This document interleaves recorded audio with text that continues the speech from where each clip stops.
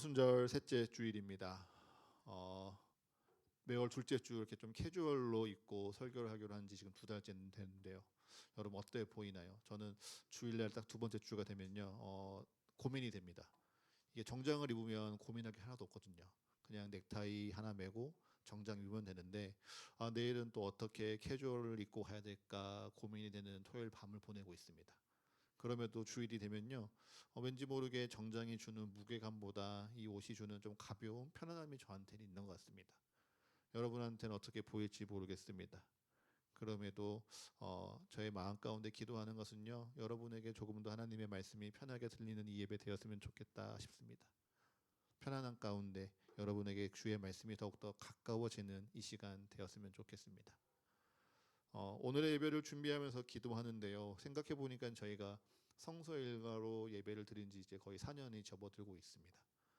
지난 작년이죠. 잠깐 한 2달 정도 교회 사랑 설명서로 예배할 때를 제외하고는 저희는 늘 성서 일가를 두고 함께 예배하고 있습니다.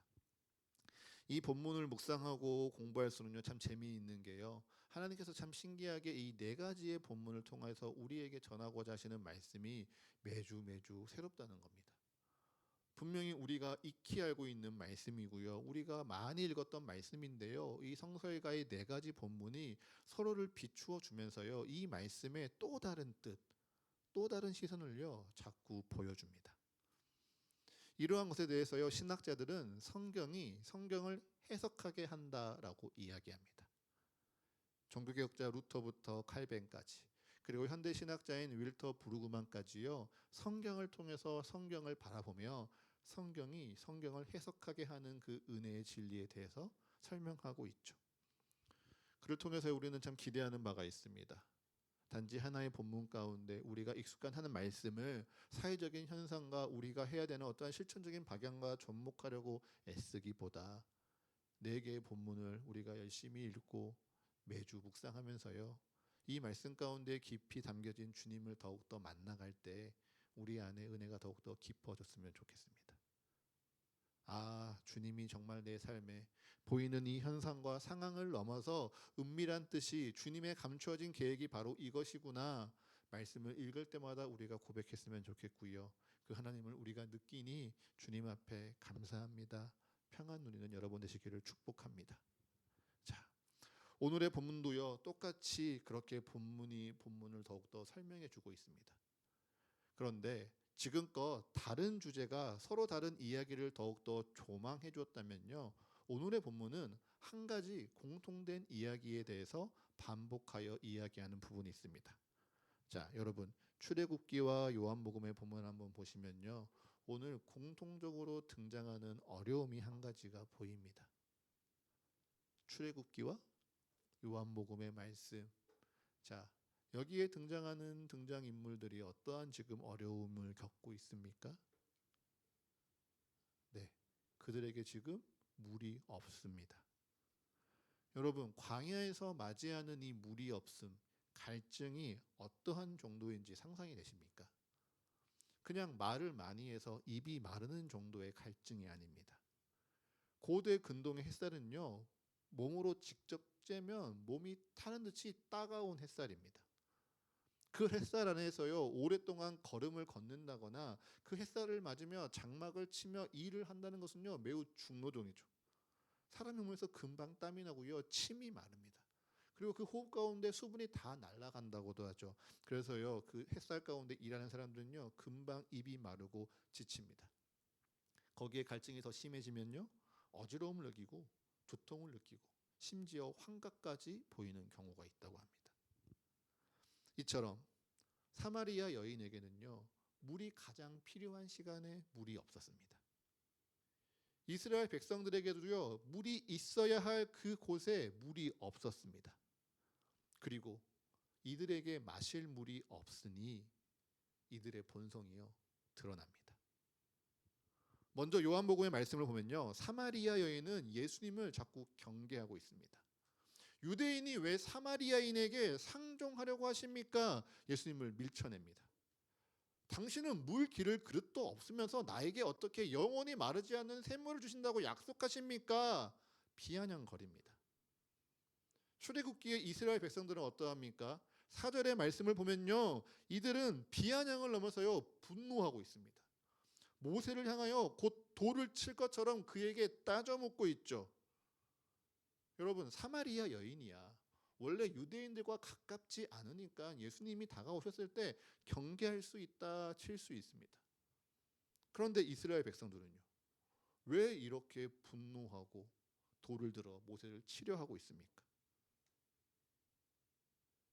그 이유는요, 이스라엘 백성들이 여호와의 명령대로 따라온 이 르비딤에 물이 없는 것을 보았기 때문입니다. 여러분, 출애굽기 17장 1절의 말씀 한번 좀 보시겠습니까? 오늘은 출애굽기랑 로마서 말씀을 왔다 갔다 할 거니까요, 그 두 말씀 잘 체크해 두십시오. 자, 출애굽기 1장의 말씀을 보면요, 이스라엘 자손들이 그 노정대로 행하였다라고 표현되어 있습니다. 여호와의 명령대로 노정대로 행하였다. 여러분, 이 뜻이 무엇이냐? 이스라엘 백성들이요, 구름 기둥이 떠오르면 말뚝을 뽑고 장막을 거두었고, 구름 기둥이 내려온지면 진을 치는 과정을요 하나도 빠짐없이 똑같이 반복했다는 뜻입니다. 그래서 하나님이 철저하게 인도해 주신 대로 그 발걸음을 차례차례 밟아왔다는 것이 바로 이 노정대로 행하였다는 것의 뜻이죠. 그렇게 이스라엘 백성들이 하나님의 노정대로 행하였더니 엘림에서 종려나무 12를 만나서 그 아래에서 쉼을 얻었고요, 만나와 메추라기로 배를 불렸습니다.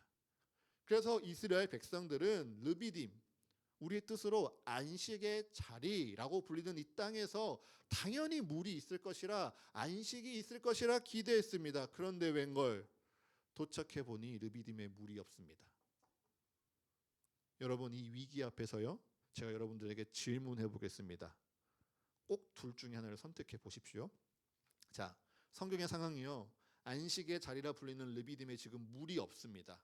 그러면 이 르비딤에서 이스라엘 백성들은 그 지명의 이름처럼 안식을 할 수 있겠습니까? 없겠습니까? 자, 안식을 할 수 있다 생각하시는 사람은 손. 자, 안식할 수 없다 생각하시는 분들은 손. 오, 네. 둘 다 손을 못 들고 이것도 저것도 난 모르지만 난 지금 빨리 누워서 안식하고 싶다 생각하는 사람 손. 네. 중복으로 손 들면 안 됩니다. 네. 여러분, 제가 드린 이 질문이요, 여러분이 내가 무엇 때문에 안식할 수 있는가? 라는 여러분의 마음을 드러냅니다. 이스라엘 백성들이요, 지금 이 물이 없는 상황이 맞이하자 마치 강바닥이 말라서 그 바닥 가운데 무엇이 있는지 다 드러나는 것처럼 그들이 무엇 때문에 안식하였다 자신하였는지 그 본마음이 드러나는 거죠. 다시 한번 제가 묻겠습니다. 여러분, 안식은 누가 줍니까? 세상이 줍니까? 상황과 환경이 줍니까? 아니요. 안식은요, 하나님이 주십니다.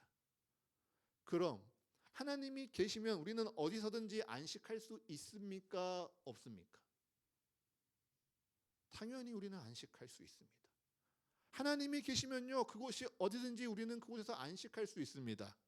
꼭 물이 있고 먹을 것이 풍족하고 여유롭고 조용하고 완벽한 상황과 조건을 갖추어야만 내가 안식하는 것이 아니라요, 내가 하나님과 함께하니, 하나님이 우리와 함께하시니 우리는 안식하는 겁니다. 그런데 이스라엘 백성들은요, 자신의 삶 가운데 물이 없자 우리는 안식할 수 없다고 화를 냅니다. 심지어 모세의 멱살을 잡고요, 화를 내며 돌로 치려하며 이렇게 표현하죠. 당신이 우리를 애굽에서 인도하여 내어 광야에서 말려 죽이려고 여기에 우리를 데리고 왔느냐? 모세에게 따져 묻습니다. 여러분, 이 말씀의 맥락이요, 너무 중요합니다. 지금 이스라엘 백성들이 모세에게 지금 내가 우리를 죽이려고 애굽에서 광야까지 굳이 끌고 왔느냐 따져 묻는 것 같지만, 사실 이 말씀은요, 하나님을 향해 손가락질하고 비난하고 있는 겁니다. 하나님, 당신이 우리를 사랑하신다고요? 하나님이 우리를 사랑해서 구원했다고요? 거짓말 마십시오. 당신은 우리를 이 광야에서 말려 죽이려는 너무 잔인하고 악독한 신일 뿐입니다. 라고 하나님을 향해요, 돌을 들고 소리치고 있는 겁니다. 이처럼 이스라엘 백성들은요, 자신의 삶에 물이 없자 곧 하나님의 사랑을 의심하고 부정하고 공격했습니다. 물론 이들은요, 하나님의 능력을 경험했습니다. 애굽에서 10가지 재앙으로 이 애굽의 모든 땅을 치는 하나님을 보았고요. 홍해 앞에서 물을 가르사 마른 땅을 걷게 하신 하나님의 능력을 경험했습니다. 심지어 자신들이 먹을 것이 없을 때 만나와 메추라기로 자신의 삶을 풍족하게 채우신 하나님의 능력을 바로 방금 출애굽기 16장에서 경험했죠. 그러니 이들 가운데 어느 누구도 하나님의 능력 없음을 의심하지는 않습니다. 다만 그들이 의심하고 믿지 않는 것은요, 하나님이 우리를 살리실 선한 의지, 사랑이 있는가입니다. 이것이요, 르비딤에서 드러나는 이스라엘의 민낯입니다. 하나님이 우리를 살리실 선한 의지, 사랑이 있는가? 하나님이 정말 사랑으로 나를 지키시고 보호하시는가? 여러분, 우리도 살다 보면 이런 의문 들 때 있지 않습니까? 내 상황이 왜 이래를 넘어서서 하나님이 어떻게 나한테 이러실 수 있어요? 하나님이 축복이고 사랑이라 말씀하시면서 왜 나한테는 침묵하시고 내 기도는 무시하시고 아무런 응답도 없으세요? 서운함을 넘어서요, 내 안에 원망이 쌓이고 의심과 미움에 이르도록 우리의 마음이 달려가는 때가 있지 않았습니까? 여러분, 그것이 바로 우리 안에 있는 의심이고요, 불신입니다. 많은 사람들이요, 그런 우리의 마음은 다 무시한 채 그냥 내가 하나님이 존재하셔, 하나님이 살아계셔, 그 지식을 아는 것을 믿음이라고 착각합니다. 예수님은 날 구원하셨어 라고 내 입술로 이야기할 수 있는 것, 이것이 나의 믿음이라고 여깁니다. 그런데 여러분, 믿음은요, 그렇게 차갑거나 가볍지 않습니다. 오히려 믿음은요, 우리의 마음을 뛰게 할 정도로 뜨거운 진리입니다. 그래서 내 눈으로 이해할 수 없고 내 생각으로 납득할 수 없는 이 상황 가운데에서도 하나님이 나를 향한 사랑을 결코 포기하지 않으심을 내가 아는 것, 그래서 내 상황과 내 환경이 지금 내 기대와 다를지라도 하나님이 날 결코 포기하지 않으셨음을, 내가 그 사랑 안에 흔들리지 않으며 확신하게 굳건히 서 있음을 믿는 그 뜨거운 마음과 열정이요, 여러분, 그것이 진짜 우리에게 믿음입니다. 여러분, 정말 주님을 믿으십니까? 지난주 우리가 고백했던 것처럼 주님이 나를 이처럼 사랑하사 나의 출입을 영원까지 지키시라는 그 은혜를 믿으십니까? 혹 나의 때와 다르고 나의 방법과 다르고 나의 기대와 다르고 나의 계획과 다를지라도 주님이 결코 나를 버리지 않으신다라는 이 놀라운 진리를 여러분 정말 믿으십니까? 여러분, 이 믿음이 내게 없으면요, 이 믿음이 자꾸 흔들리면요, 우리는 사마리아 여인처럼 예수님을 자꾸 밀어만 낼 뿐입니다. 이유는 많죠. 당신은 유대인이잖아요. 당신은 물 기를 그릇도 없잖아요. 당신의 허황된 약속, 뜬구름 같은 이야기 나는 그만 듣고 싶어요. 나는 지금 당장 내 삶에 목이 마르다고요. 자기 이야기만 하면서요, 예수님을 밀어내고 부정하려 하겠죠. 혹 우리의 마음 가운데 그런 의심과 불안과 또 흔들림이 있으면요, 오늘 우리 이 시간 함께 회개했으면 좋겠습니다. 그러면 주님께서요, 우리를 위로하사 주께로 담대히 나아갈 담력을 허락해 주실 줄을 믿습니다. 우리 로마서 5장 8절의 말씀 한번 같이 읽겠습니다.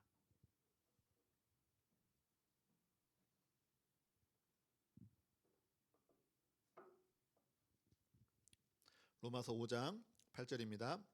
함께 있습니다. 시작. 우리가 아직 죄인 되었을 때 그리스도께서 우리를 위하여 죽으심으로 하나님께서 우리에 대한 자기의 사랑을 확증하셨느니라. 아멘. 우리가 아직 죄인 되었을 때, 우리가 여전히 연약하고 우리가 의심하고 불안하고 흔들릴 그때에요, 하나님께서는요, 우리를 부끄러워하지 아니하셨습니다. 오히려 우리를 위하여 죽으심으로 하나님께서 우리를 위한 사랑을요 확증하셨습니다. 보통 세상은요 사랑 가운데 자격과 조건을 요구합니다. 너 시험 다 통과해야 돼. 너 내가 말하는 거 철석까지 다 믿어야 돼. 내가 너한테 바라는 거 잘 이루어졌으면 좋겠어. 그렇게 자격을 요구하면서요 사랑을 구하고 사랑을 주려고 하지만요 하나님은 그렇지 않죠. 하나님은 우리를 위하여 사랑을 베푸실 때요 우리에게 그 어떠한 것도 바라지 않으십니다. 우리가 아직 죄인 되었을 때, 정말 우리가 여전히 주님을 의심하고 우리의 상황 가운데 주님의 사랑 앞에서 흔들릴 때에요 주님께서는 우리를 위하여 죽으심으로 자격을 구하지 않는 그 사랑을 우리에게 확증해 보이셨습니다. 그리고 이를 통하여 주님께서는 우리를 의롭다 말씀하시고요 주의 자녀로 삼으셨죠. 그 은혜가 바로 오늘 출애굽기 17장 후반부에 어떻게 드러나고 있습니까? 반석이 터져 나오는 샘물로 보여주고 있습니다.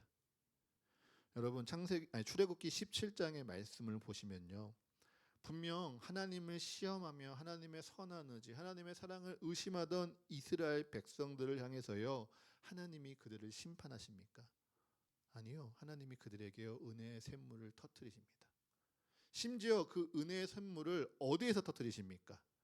17장 6절의 말씀을 보면요 호렙산입니다. 호렙산. 이제 창세기 19장에서 모세가 율법을 받는 곳입니다. 그리고 하나님께서 반석을 치실 때 무엇으로 치십니까? 애굽을 쳤던 심판의 지팡이로 치십니다. 나일강을 치고 이방 우상을 치며 애굽을 심판하던 그 지팡이를 들고서요 이제 곧 너희에게 줄 율법대로 너희의 의심과 너희의 의심과 불신을 심판하는 게 아니라요 하나님은 사랑으로 반석을 치고 있습니다. 더 정확히 말하면요 반석 대신 그리스도를 치사 물을 내시며 이스라엘 백성들의 생명을 구하고 계십니다. 여러분 그래서 사랑이요 가장 먼저입니다. 만약 여러분들이 누군가 대화하면서 구약에는 율법뿐이고 신약에는 사랑뿐이라 그래서 구약의 하나님은 오직 심판만 말하고 신약의 하나님만이 우리를 사랑하신다라고 누군가 이야기한다면요 너 성경 잘 모르는구나 좀 이야기해 주십시오. 구약도 그렇고요 신약도 그렇고요 하나님은 사랑이 먼저입니다. 사랑으로 은혜를 먼저 흘려보내고요 율법의 정죄가 임하기 전에 우리의 반석 되신 예수 그리스도를 하나님이 먼저 치시사 십자가의 대속과 영원히 목마르지 않는 은혜의 샘물로 우리를 구원하셨습니다. 여러분 이를 믿으십시오. 이 십자가의 사랑이 오늘도 우리를 지키며 우리를 의롭게 함을 믿으십시오. 나를 이렇게 어려운 상황에 내버려 두시는 걸 보면 하나님이 진짜 나를 사랑하시는 게 맞는가? 하나님이 날 내버려 두고 버리시는 것 아닌가? 의심하는 여러분의 마음의 걸림돌을 다 치워버리시고요 믿음의 반석 위에 서서 주님을 바라보십시오. 그리고 우리가 여전히 망설이고 두려워하고 의심하며 세상에 물들어갈 때 우리를 향한 사랑을 확증하신 그 그리스도의 은혜를요 여러분의 입술로 고백하시기를 축복합니다. 여러분 우리가 그래야요 우리가 그렇게 고백해야만 오늘 설교의 가장 중요한 부분으로 나아갈 수 있습니다. 지금껏 제가 여러분에게 강조한 말씀이 무엇입니까? 우리의 본 마음 가운데 하나님이 날 정말 사랑하는 거 맞아? 하나님이 지키시는 거 맞아? 하는 의심과 불안이요 우리의 마음에 있다는 겁니다. 그리고 그 불안과 염려가 있으니 우리가 주님을 안 믿는 것, 우리가 주님을 믿지 못하는 것이 아니라 믿음은 그 의심과 염려 가운데 하나님의 사랑이 내게 있음을 고백하는 것, 주님이 나를 향한 사랑을 확증하셨음을 내가 깨닫고 내가 찬양하는 것이라 여러분 나누었습니다. 그래서 우리의 오늘 설교의 목적지가 사랑을 의심하는 나를 구원해 주시는 은혜에 우리가 머물자 여기가 아닙니다. 오늘 성경은요, 여기서 우리에게 한 걸음 더 나아오라 권유하고 있습니다. 여러분, 로마서 5장을 다시 한번 펴보겠습니다. 로마서 5장의 말씀, 우리 1절, 11절 말씀 한번 같이 읽도록 하겠습니다. 1절과 11절입니다. 함께 읽습니다. 시작. 우리나로 우리가 믿음으로 의롭다 하심을 받았으니 우리 주 예수 그리스도로 말미암아 하나님과 화평을 누리자. 그뿐 아니라 이제 우리로 화목하게 하신 우리 주 예수 그리스도로 말미암아 하나님 안에서 또한 즐거워하느니라. 아멘. 여러분, 1절에 하나님과 화평을 누리자 표시해 두시고요. 11절에 하나님 안에서 또한 즐거워하느니라, 이 말씀도 표시해 두십시오. 저는 사실 로마서 5장을 읽으면서요, 8절의 말씀이 제일 중요하다고 날마다 묵상했습니다. 우리가 아직 죄인 되었을 때 그리스도께서 우리를 위하여 죽으심으로 하나님께서 우리를 향한 사랑을 확증하셨느니라. 이게 로마서 5장의 가장 핵심이고 우리가 가장 붙들어야 할 말씀이라 생각했죠. 그리고 다음에 우리에게 유명한 구절이 또 있죠. 환난은 인내를, 인내는 연단을, 연단은 소망을 낳으니라. 이 말씀이 다음에 중요한 말씀이지 않을까 알겠습니다. 그런데 아니요. 로마서 5장의 말씀의 핵심은요, 1절 하나님과 화평하라, 11절 하나님 안에서 즐거워하라입니다. 여러분, 하나님 우리를 구원하신 이유가 무엇입니까? 하나님과 화평을 누리기 위함입니다. 하나님이 우리를 포기하지 않으시고 우리를 붙드시는 이유가 무엇입니까? 우리가 하나님 안에서 즐거워하는 삶을 누리는 것을 바라시기 때문입니다. 하나님 안에서 화평을 누리는 것, 하나님 안에서 즐거워하는 것이요, 바로 오늘 주님께서 우리에게 주시는 말씀의 바로 핵심입니다. 그냥 나 죄인이야, 나 부족해. 그런데 하나님이 날 사랑하셨대, 날 위해 대신 죽으셨대. 그래서 주님이 나를 의롭다 말씀하신데, 네, 칭이 맞습니다. 우리에게 주님께서요, 내가 아직 죄인 되었을 때 무죄 판결해 주신 거 맞습니다. 그런데 그 변화된 존재 우리가 가만히 머물러 있으면요, 우리는 주로 말미암아 즐거워할 것이 없습니다. 세상의 재판장에게 감사하는 죄인들 없습니다. 재판장이 무죄 판결해주면요, 거기서 끝일 뿐, 그 죄인들은 세상으로 돌아가서요, 다 자기의 삶과 자기의 유익을 찾아, 자기 즐거움을 찾아 쫓아갈 뿐이죠. 만약 우리의 마음이요, 죄된 나를 의인이라 불러주신, 내가 흔들리고 연약할 때 나를 사랑으로 부르신 주님의 사랑에 감사하고 인정하는 것에 머무르면요, 우리도 마찬가지일 뿐입니다. 주님의 은혜가 감사하지만 다시 세상에 물들어가면서요, 뒷걸음질 치고 넘어질 뿐이죠. 그러니 정말 우리가 주의 은혜로 내가 의롭게 됨을 믿으신다면요, 우리는 이제 한 걸음 더 앞으로 나아가야 되는 겁니다. 어디로요? 주님과 화평을 누리는 삶으로, 하나님과 즐거워하는 삶으로 우리는 한 걸음 더 나아가야 합니다. 그리고 이 모습이 절대 불가능한 것이 아니라 너희의 삶에 이루어질 수 있다 약속하시는 것이요, 바로 요한복음 4장에 우리에게 보여주는 사마리아 여인의 모습입니다. 여러분, 요한복음 4장이 오늘 굉장히 긴 본문이었죠. 우리 지난 2월 달이었나요? 요한복음 이 말씀 함께 묵상했던 것 같은데요, 이 4장의 장면 한번 떠올려 보셨으면 좋겠습니다. 이 사마리아 여인이요, 지난 남편이 5명입니다. 지금 같이 살고 있는 남자는요, 결혼하진 않았는데 동거하고 있습니다. 세상 사람들에게요, 음란한 여인이라, 죄 많은 여인이라, 간음하는 자라 손가락질 받는 여인입니다. 심지어 지금 살고 있는 그 남자는요, 물을 뜨러 가는데 이 여인을 도울 마음도 없습니다. 그래서 정오에 물을 뜨러 한낮에 아무도 없는 그 시간에 우물을 찾은 여인입니다. 그리고 그 우물에서요, 예수님을 만나서 예수님을 밀어내기도 했고 예수님을 조롱하기도 했고 예수님과 논쟁하며 있었죠. 그런데 영원한 샘물의 대신 참된 구원자 대신 예수님을 만나고 나서요, 이 여인이 어떻게 변화됐습니까? 말씀을 잘 살펴보면요, 이 여인이 우물에서 물을 마셨다는 기록이 없습니다. 분명 몸의 갈증과 삶의 갈증으로 그 자리에 찾아가는데요. 이 여인이 우물의 물을 마셨다라는 기록은 없고요. 예수님의 생명의 말씀, 영혼이 마르지 않는 생명의 주의 말씀을 들었다라고 기록하고 있습니다. 그리고 나서 이 사마리아 여인은요, 그의 삶이 완전히 변화됩니다.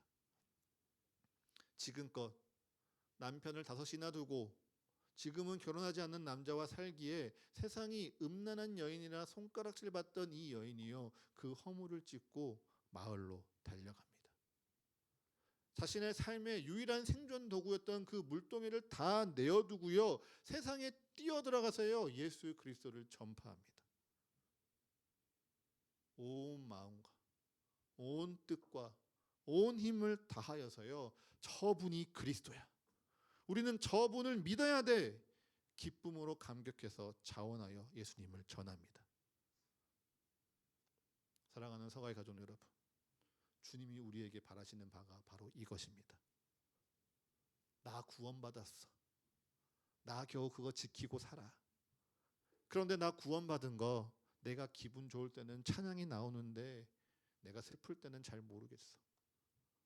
내 상황이 좋을 때는 주님이 날 사랑하시는 게 느껴지는데 내 상황이 조금만 나빠지면 글쎄, 왔다가 갔다가 나아졌다가 또다시 나빠졌다, 그저 지그재그처럼 요동하는 믿음 위에 사는 게 아니라요, 너희가 정말 구원을 받아 은혜의 문을 열고 내 앞에 나아왔으면 화평 위에 서서 즐거움을 누리는 삶의 자리로 나아오라, 주님은 우리에게 말씀하십니다.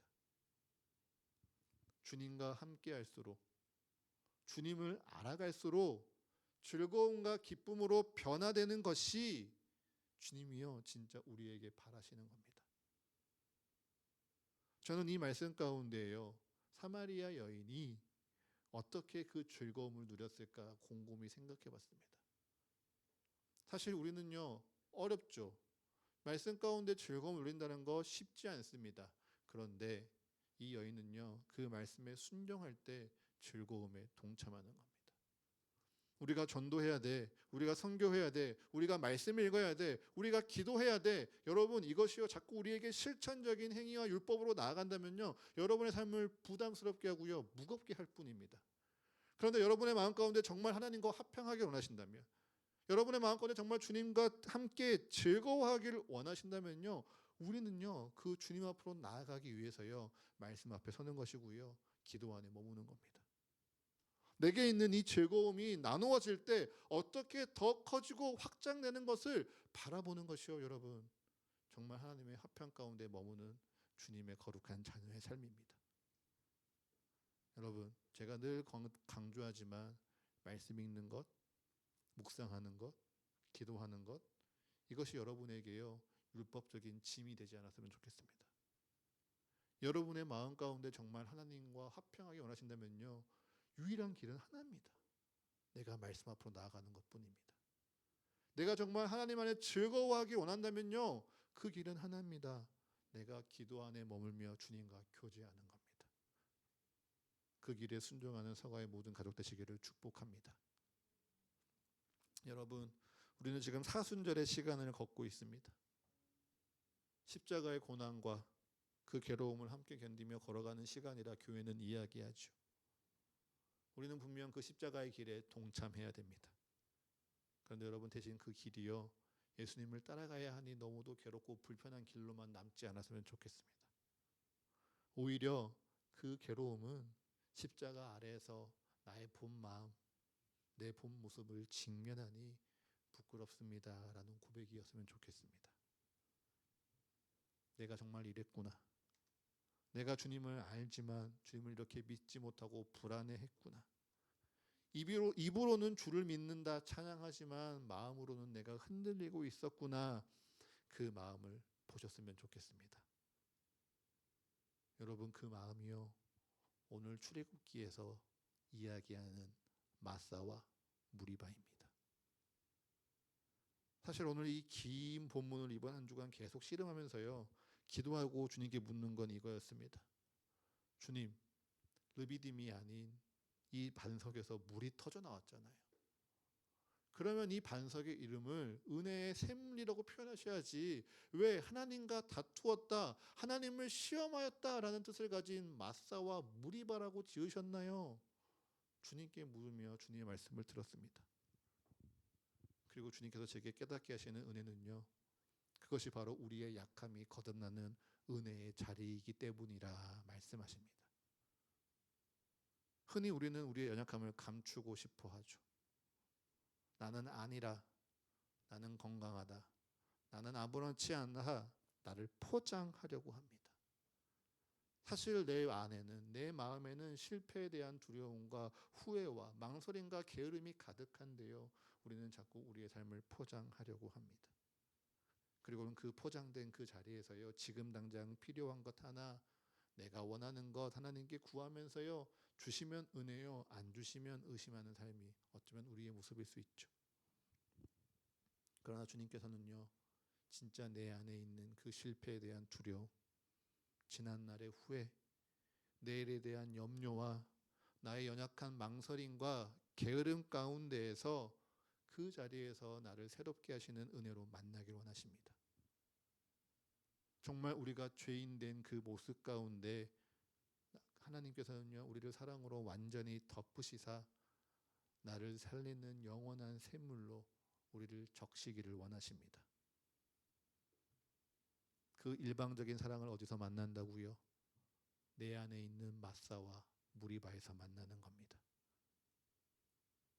그러니 여러분, 주님 앞에서 여러분 안에 감추어진 그 마사와 무리바를 피하거나 감추려고 하지 마십시오. 거기서 진짜 나를 의롭다 여기시는 주님의 사랑을 만나십시오.